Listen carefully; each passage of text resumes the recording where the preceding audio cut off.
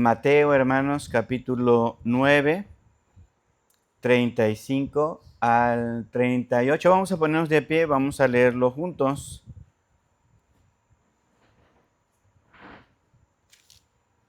Dice la palabra de Dios, hermanos.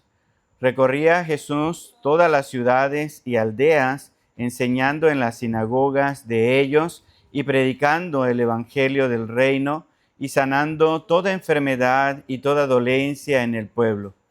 Y al ver las multitudes, tuvo compasión de ellas, porque estaban desamparadas y dispersas, como ovejas que no tienen pastor. Entonces dijo a sus discípulos: a la verdad, la mies es mucha, mas los obreros pocos. Rogad pues al Señor de la mies que envíe obreros a su mies. Oremos, hermanos. Padre Santo, te damos gracias, Señor, por tu bondad y misericordia en nuestras vidas, porque en tu bondad, Señor, tú has permitido que podamos conocer de tu Hijo Jesucristo. Ayúdanos, Señor, en esta noche a meditar en tu palabra, qué es lo que se exige ahora de nosotros como hijos tuyos, al mirar, Señor, de la misma manera que miró nuestro Señor Jesucristo. Bendícenos, Señor, en este momento de la predicación, que tu Santo Espíritu nos ilumine, Señor, y nos mueva a hacer lo que debemos hacer en nuestra vida personal. Te lo pido en el nombre de Cristo Jesús. Amén. Muy bien, pueden tomar asiento, hermanos. El tema se llama La cosecha que demanda compasión. Así se llama la predicación de esta noche. La cosecha que demanda compasión, y está basado en este pasaje del 35 al 38 de Mateo 9. Y tenemos que iniciar, hermanos, hablando de una realidad ineludible. Es decir, que no podemos hacerla a un lado. Una realidad que es patente, que podemos observar, hermanos. Una realidad. Y esa realidad es que el mundo está marcado por el hambre espiritual. El mundo está marcado por el hambre espiritual. Gente que quiere saber sobre asuntos espirituales y que desafortunadamente no busca en la palabra de Dios, sino que busca en muchas otras opciones que el mundo está ofreciendo el día de hoy. La magia, la nueva era y sus nuevas formas de mirar la espiritualidad oriental, algunos a través de ritos mezclados del catolicismo y de las tradiciones antiguas de los mexicanos, ¿verdad?, de los indígenas que anteriormente estuvieron muy presentes en este México. Entonces todavía hay esas prácticas como enramar, como pasar el huevo, como cosas como esas que todavía se siguen practicando el día de hoy y muchas veces avalado por gente en la Iglesia Católica Romana. Entonces, el mundo anda buscando conocer espiritualmente lo que hay en ese mundo que no se puede mirar a simple vista. Muchas series en televisión, hermanos, muchas películas hablan sobre asuntos de endemoniados, sobre asuntos espirituales, sobre asuntos sobrenaturales. Y esto habla, hermanos, cuando usted ve en la televisión, en estas prácticas dentro del catolicismo, incluso dentro de los evangélicos, de asuntos espirituales mezclados, está hablando de un hambre espiritual que las personas tienen. Y Jesús, hermanos, nos invita a ver con sus ojos. En este texto Jesús nos invita a ver con sus ojos. Jesús nos invita a sentir, hermanos, con su corazón. Y también nos invita a actuar con sus manos. Nosotros que somos discípulos de Él, al mirar este texto, tenemos que observar la actitud de Jesús y también, hermanos, aceptar la invitación de ver con sus ojos, de sentir con su corazón y también, hermanos, actuar a través de sus manos. Imaginemos una ciudad moderna, hermanos. ¿Qué les parece la Ciudad de México, Monterrey, Guadalajara, Torreón, no sé, Villahermosa, hermanos? Imagínense una de estas ciudades. Imagínense a personas caminando con prisa, conectadas a la pantalla todo el tiempo, que incluso en los semáforos se paran y ven su celular. En los semáforos. A veces incluso podemos ver en estas ciudades gente conduciendo y en la parada del semáforo se paran en sus carros y sacan el celular y se les ve ahí iluminado el rostro por las pantallas. Vienen, algunos ni siquiera se paran hasta el semáforo, sino que van conduciendo y van viendo su celular. Estamos en una ciudad con gente caminando deprisa, con gente conectada en las pantallas, pero también, hermanos, muy desconectada entre sí. Una ciudad así, tan conectada, también se desconecta de unos con otros. Se desconecta de su realidad, pero se desconecta también de las personas que están a su alrededor. La gente en la ciudad, la gente en los centros comerciales, la gente incluso en los lugares donde se va a hacer deporte, hermanos. Algunos andan con sus audífonos y aunque vayan caminando en grupo, van con sus audífonos, conectados, hermanos, conectados. Y esta desconexión de los demás también incluye a las personas en la familia, en el hogar.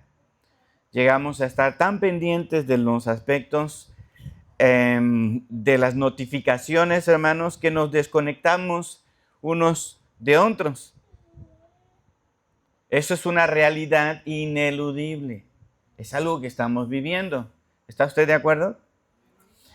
Hay estadísticas, hermanos, que muestran que el 40% de los jóvenes se sienten solitarios crónicamente, hermanos. Solitarios crónicamente. El 40% de los jóvenes que está súper conectado a las redes sociales, al internet, a las series en televisión, el 40% de ellos, de estos jóvenes, se sienten solos y se sienten solos de manera recurrente. Ahora, el porcentaje sube, hermanos, del 40 al 60% en los adultos. En los adultos, gente como la mayoría de los que estamos aquí, adultos como nosotros, el 60% de los adultos admite, hermanos, buscar significado en las pantallas o en el consumismo o en el entretenimiento. En el entretenimiento. Esto es algo que sucede el día de hoy. Pero Jesús, hermanos, hace 2000 años ya veía esta misma necesidad.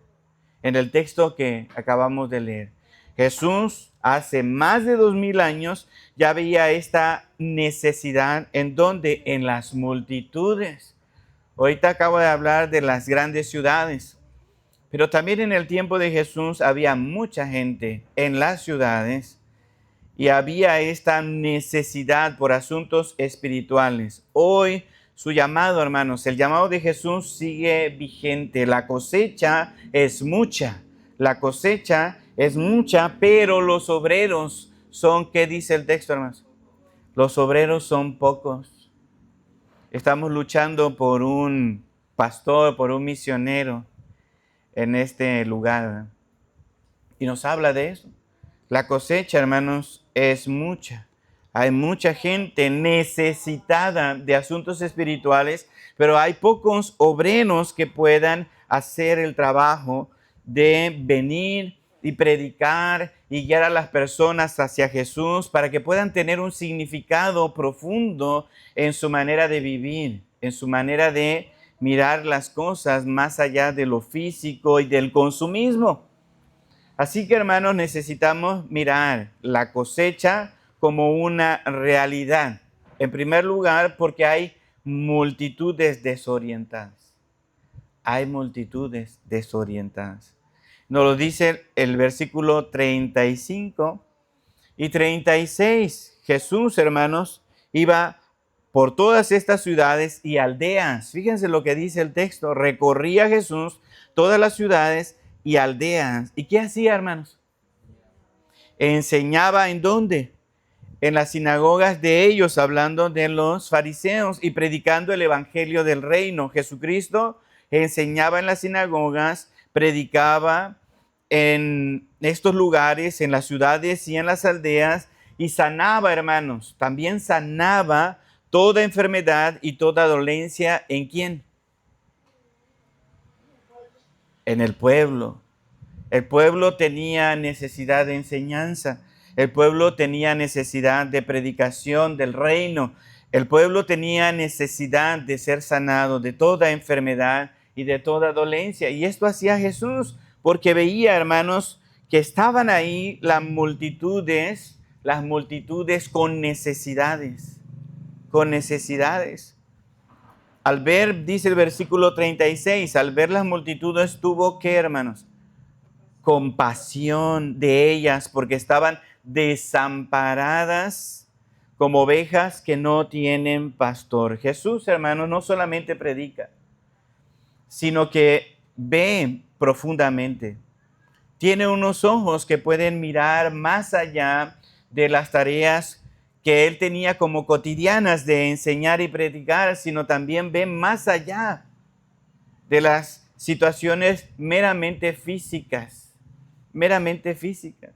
Y la palabra desamparadas, hermanos, significa literalmente maltratadas o desgastadas. Ve a las personas desamparadas. Significa que Jesús ve su estado espiritual, pero también ve, hermanos, su situación material. Eran personas maltratadas, eran personas desgastadas y eran personas dispersas, dice el texto, es decir, arrojadas al suelo, como cuando a usted se le caen, no sé, los frijoles. ¿Qué pasa cuando caen todos los frijoles al suelo? Se riegan, ¿verdad? Se dispersan. No estaban juntas, unidas. Así estaba la gente en lo espiritual, hermanos. Todos andaban buscando por todos lados. Dispersos, no tenían alguien que los juntara y los guiara. Y dice que Jesús observa esta condición espiritual. No eran solamente pobres espiritualmente, sino también pobres físicamente. Cuando Mateo escribe este evangelio, hermanos, hay una gran tensión en el tiempo de que se escribió el evangelio, una gran tensión entre judíos y romanos. Próximos, algunos dicen próximo a ser quemado el templo de Jerusalén. Otros dicen que ya había pasado la quema del templo de Jerusalén, pero lo que sí es seguro es que había un ambiente, hermanos, de tensión entre judíos y el imperio que sojuzgaba y que traía todo lo que podía como herramientas para sacar el dinero y el provecho de los judíos. Había gente maltratada físicamente, desgastada económicamente. Hermanos, esa era la situación real, físicamente hablando, económicamente hablando. Había esta problemática y Jesús dice que ve las multitudes, ve las ciudades, ve las aldeas y ve que son espiritualmente pobres y son también físicamente pobres. Están desamparados, están maltratados, desgastados, arrojados al suelo. Jesús, hermanos, ve la necesidad. Y su ministerio que Él desarrolla es un ministerio integral. ¿Qué quiere decir integral, hermanos? Adelante, sí. ¿Qué quiere decir integral? Que trae todo. Del ser humano, ¿no?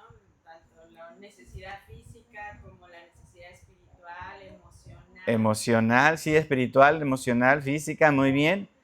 Integral quiere decir que no se le quita nada, que se queda tal cual, ¿verdad? Como el pan integral. ¿Qué quiere decir el pan integral? Que viene con la cáscara, ¿verdad? Que no se le quita la cáscara, que viene completo. Eso significa, hermanos, que el ministerio de Jesús, al ser integral, ve todos los aspectos precisamente de lo físico, de lo espiritual, de lo económico, de lo emocional. El ministerio del Señor Jesús tiene enseñanza, hermanos. El ministerio del Señor Jesús tiene proclamación. Y el ministerio del Señor Jesús también traía sanidad. Sanidad física, sanidad emocional. La iglesia, hermanos, debe salir de sus espacios seguros. Jesús iba a las sinagogas, pero Él sale a las plazas, sale a las afueras de las ciudades, mira, hermanos, alrededor de la gente y mira la marginación, mira la soledad, mira la injusticia que hay a su alrededor. Eso es lo que está viendo el Señor Jesús y nosotros también debemos mirar eso. Cuando nosotros miramos con los ojos de Jesús la necesidad espiritual de la gente, la condición en la que está la gente, necesitamos salir a las plazas. Viene un tiempo, hermanos, donde la gente va aparentemente a volverse muy religiosa. Y lo que nosotros podemos mirar con los ojos de Jesús es que son personas esclavizadas al pecado, a la idolatría, al desgaste del alcoholismo, de la drogadicción. ¿Estamos de acuerdo? Hay mucha gente que camina, que hace procesión, que hace asuntos religiosos, hermanos, está esclavizada al pecado, está sufriendo emocionalmente, hermanos. ¿Qué hace el borracho con su dinero cuando llega la quincena? Se va a la cantina, ¿verdad? Se lo gasta. ¿Y cómo quedan sus hijos pequeños? Su esposa, su casa. ¿Eh? Hay un desgaste, hay un maltrato, hay una injusticia, ¿no? Hay una pobreza, hermanos, física, económica, debido a una problemática espiritual. Nosotros tenemos que mirar eso a nuestro alrededor, en nuestro Huimango, pero también en nuestros parientes, en nuestros familiares. Está ahí la dolencia que tienen nuestros familiares. Esposos, esposas, hijos, nietos, primos, padres, vecinos, hermanos, que tienen esta desconexión de su vida en necesidad. Segunda de Pedro, capítulo 3, versículo 9, dice que el Señor no retarda su promesa, sino que es paciente para con nosotros, no queriendo que ninguno perezca. El Señor no retarda su promesa, sino que es paciente para con nosotros, queriendo que ninguno perezca, hermanos.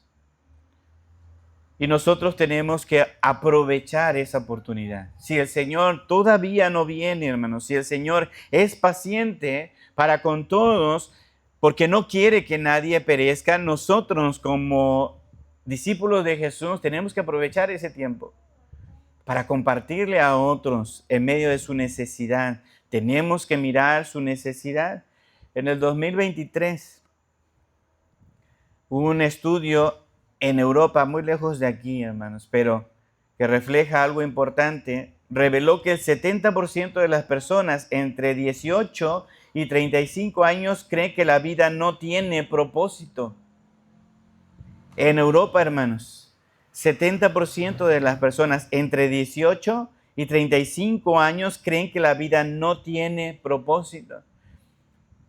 Europa prosperó mucho hace algunos siglos atrás, igual que Estados Unidos, igual que algunos países en América Latina. Pero ha venido abajo la vida emocional y espiritual de Europa, y lo mismo está pasando en Estados Unidos y lo mismo está pasando en México. Las redes sociales, aunque están llenas de voces, rara vez ofrecen esperanza genuina, hermanos. Lo que ofrecen son entretenimiento y robo de datos de tu identidad. Eso es lo que ofrecen.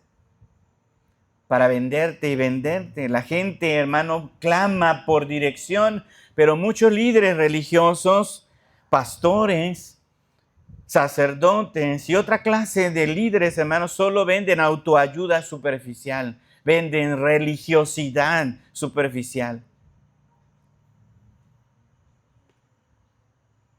Nosotros tenemos que mirar la necesidad real de la gente. ¿Por qué? Porque Jesús no solamente miraba lo que estaba sucediendo a su alrededor, sino también sintió, hermanos, compasión por estas personas. Sintió compasión. Y esa es la distinción de alguien que puede mirar con los ojos de Jesús. Mira con los ojos de Jesús, pero empieza a sentir en su corazón compasión. Repetimos el versículo 36, y al ver las multitudes tuvo compasión de ellas porque estaban desamparadas y dispersas como ovejas que no tienen pastor. Entonces dijo a sus discípulos: a la verdad, la mies es mucha. La mies es, ¿qué, hermanos? Es mucha. La compasión de Jesús, hermanos, no es un sentimiento pasivo, que nada más siente pena por lo que está sucediendo, hermanos. No es solamente un sentimiento compasivo y pasivo, sino es una conmoción, hermanos, en las entrañas. Eso quiere decir compasión. Es un sentimiento que está aquí, hermanos, al interior. Siente que el estómago se le revuelve. Hay una opresión dentro del cuerpo. Jesús, ¿qué hace, hermano? No solamente diagnostica el problema, o sea, dice esto es lo que está pasando, sino que actúa. Jesús actúa. Jesús no solamente sale y mira lo que está sucediendo a su alrededor, sino que su ministerio es un ministerio de acción. ¿Haciendo qué? Enseñando, predicando, sanando, hermanos. Enseñar es una acción. Predicar es una acción. Sanar, hermanos, es una acción. Y el Señor Jesús en este texto, hermanos, no solamente lo hace Él, sino que envía tiempo después a sus discípulos. El capítulo 10, en el versículo 1, o sea, lo que acontece después es que Él envía a sus discípulos a hacer lo mismo que Él está haciendo. A los discípulos que iban con Él, hermanos, los envía. ¿Por qué? Porque Jesús siente compasión por las personas. Él les enseña, les predica, les sana, lo hace Él, pero también envía a otros, a sus discípulos. La compasión, hermanos, es visceral, no es teórica, no es algo que se piensa con la mente, sino es algo que se siente en el cuerpo y que nos mueve a querer hacer algo por el que sufre, por el que llora, por el que no tiene dirección espiritual, el que cuando se siente angustiado no sabe a quién orar, no sabe ni siquiera cómo orar. Hermano, ¿se entiende eso?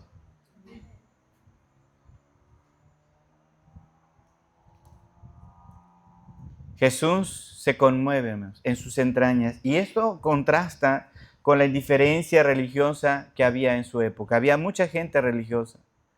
Había varios grupos de líderes religiosos ahí con los judíos, pero ellos podían mirar la condición de los demás y pasaban de largo, hermanos. No les enseñaban, no les predicaban la palabra. ¿Por qué? Porque esas personas eran pobres, eran inmundas.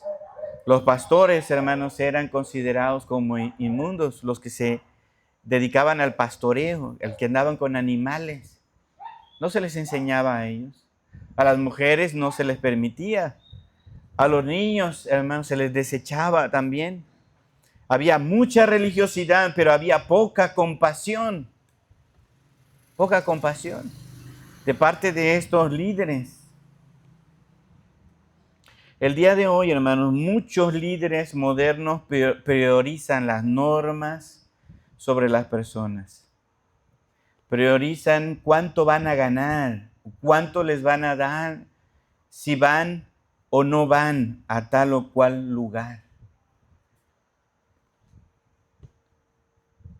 Lucas capítulo 10, versículo 33, hermanos, nos habla de un personaje que siempre debe estar en nuestra mente, el buen samaritano. El buen samaritano. El buen samaritano que hizo, hermanos, según Lucas 10, 33, se compadeció de este hombre que había estado sufriendo en el camino porque había sido asaltado, hermanos. Este samaritano se compadeció, no solamente sintió en sus entrañas, sino que también, ¿qué hizo, hermanos? Se movilizó para ayudarlo. Le limpió las heridas, le curó las heridas, lo subió a su cabalgadura y lo llevó a un lugar donde pudieran atenderlo más y mejor. En el 2020, durante la pandemia, hermanos, durante la pandemia, una iglesia en Brasil, fíjense, notó que el 80% de sus vecinos no tenía comida. El 80% de sus vecinos durante la pandemia. Una iglesia en Brasil. ¿Qué hicieron ellos? En vez de cerrar su templo, hermanos, usaron sus instalaciones como banco de alimentos. Como banco de alimentos. Para que otras personas que podían llevaran ahí el alimento y se pudiera compartir con los vecinos. 80% de sus vecinos no tenían que comer durante la pandemia. ¿Recuerdan cuánto tiempo nos dijeron que no había que salir para absolutamente nada? Iniciando por 40 días, ¿verdad? La cuarentena, y después se extendió hasta los 3 meses y después más y más. Y mucha gente perdió su empleo. Mucha gente que vivía, hermanos, de su gasto diario por la venta en la calle, padeció hambre, hermanos. Allá en Brasil, en esta iglesia, hermanos, la compasión los llevó a convertir un lugar de culto en un centro de servicio. Y muchos recibieron a Cristo.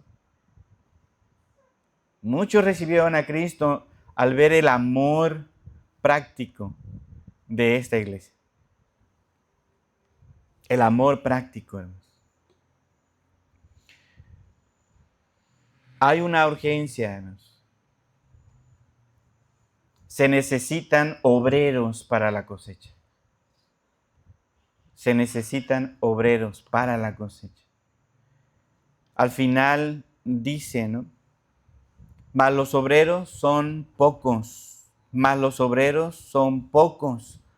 Rogad, pues, ¿a quién, hermanos? Al Señor de la mies que envíe obreros a su mies. Mas los obreros pocos. Rogad, pues, al Señor de la mies para que envíe obreros a su mies. Jesús no dice busquen voluntarios, hermanos. Note lo que dice el texto. Sino dice rueguen, ¿a quién? Al Señor de la mies, al Señor de la cosecha. Oren al Señor de la mies. La solución, hermanos, no es humana. La solución es divina. Tenemos que, en primer lugar, orar, porque Dios usa nuestras oraciones. Si hay necesidad en este lugar, hermanos, y hay falta de obreros, ¿qué tenemos que hacer? Seguir orando. Orando y orando para que Dios mande una solución. Para que envíe nuestro Dios obreros. Nuestras oraciones, hermanos, y nuestras acciones que vienen después de la oración, Dios las usa como instrumento. Porque no solamente debemos orar, es lo primero que tenemos que hacer. Primero hay que orar y después tenemos que actuar. Así lo hace Jesús. ¿Está de acuerdo? Jesús actúa con una visión del reino de Dios. Él usa, hermanos, en este texto la metáfora de la cosecha. No es escasez de gente lo que hay, sino hay escasez de obreros. Gente hay mucha. ¿Estamos de acuerdo? Para donde salga hay gente en todos lados. Cuando recién llegamos aquí, nos asombramos de la cantidad de niños que había, o hay. A simple vista no se veían, hermanos, los niños. Pero cuando se salió con globos, con música, con invitación, con dulces, una hermana dice, salían niños hasta debajo de las piedras. Dice, hay un montón de niños. Los niños se asomaban por las ventanas para ver qué era el ruido que veníamos haciendo. No es, hermanos, escasez de gente, sino escasez de obreros. Y la oración es el primer paso, pero no es el único. No es el único. Se necesitan más obreros. Quiero que vea el versículo 1 del capítulo 10, lo que va adelantito. Capítulo 10, versículo 1. Entonces, llamando a los 12 discípulos, les dio autoridad sobre los espíritus inmundos para que los echasen fuera y para sanar toda enfermedad y toda, ¿qué, hermanos? ¿A quién envió nuestro Señor Jesús?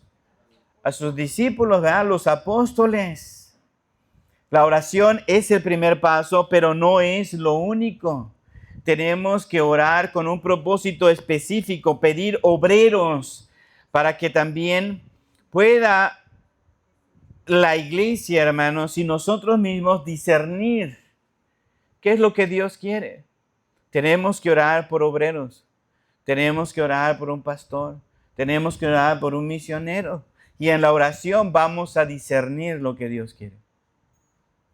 Y tal vez, escúchelo bien, tal vez en la oración vamos a poder discernir que nosotros mismos somos la respuesta a esa oración.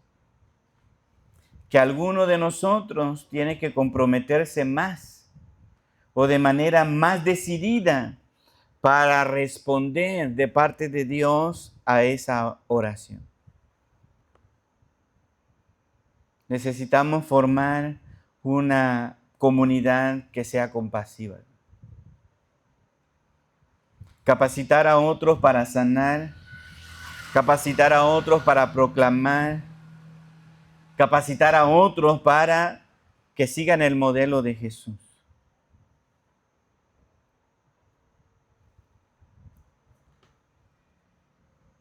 En Hechos capítulo 13, versículo 2, se puede observar, hermanos, al Espíritu Santo enviando a Bernabé y a Saulo. Mientras, ¿qué hacían ellos, hermanos? Los que ya conocen ese texto. Mientras Bernabé y Saulo y otros estaban ayunando y orando. Y mientras ellos estaban ayunando, orando, el Espíritu Santo dijo, apartarme a Bernabé y apartarme a Saulo para la obra que yo quiero que hagan. Necesitamos orar, hermanos. Y en la oración Dios puede decir, la respuesta al problema que hay en la misión de Huimango eres tú.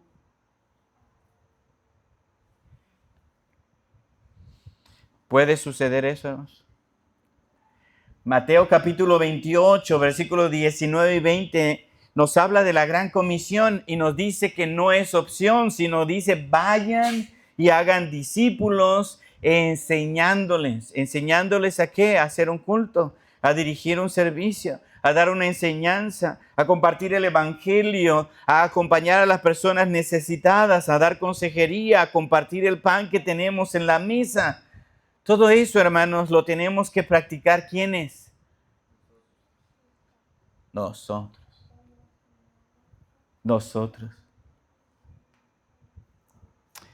Otro ejemplo, hermanos. En Corea del Sur, la iglesia de David Yonggi Chong, a ver si lo pronuncié bien, creció muchísimo, hermanos.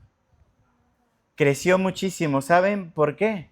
¿Saben cuál fue su secreto? Cada creyente se convirtió en un obrero. Cada creyente se convirtió en un obrero. Desde repartir folletos hasta orar por enfermos. Pero cada uno dijo, yo soy un obrero para mi Señor.